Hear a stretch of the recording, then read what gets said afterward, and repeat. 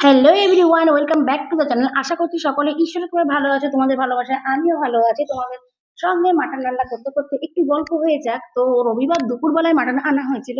ছেলে বললো, মা দুপুরবেলায় করো না, বাবা নেই, তো রাত্রিবেলাতেই করো। ঠিক আছে, রাত্রিবেলাতেই করবো। তো রাত্রিবেলা শুরু করে দিয়েছি রান্না। দেখতেই পেলে ফোড়ন দিয়ে দিয়েছি, লঙ্কা, একটু দারচিনি, তেজপাতা, তারপরে একটু চিনি দিয়ে দিয়েছি কালার আসার জন্য। তারপরে পেঁয়াজ টমেটো গুলো ভালো করে ভেজে নিয়েছি। এইবার একটু অন্যরকম করে, এতদিন দেখে এসছো মানে আমার মাটন রান্না, আজকে একটু অন্যরকম করে করবো। মশলাটা ভালো করে কষিয়ে নিয়েছি, কষিয়ে নিয়ে ঠান্ডা করে মাংসের সঙ্গে আবার মাখিয়ে নিয়েছি।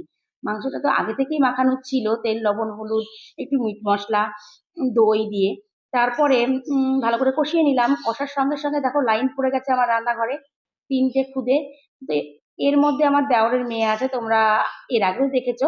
তো দাদাকে দেওয়ার জন্য মেয়েটা দেখতেই পেলে খুব কান্নাকাটি করছে। আর বাদ বাকিটা তোমাদের জন্য রইলো। টাটা, ভালো থেকো।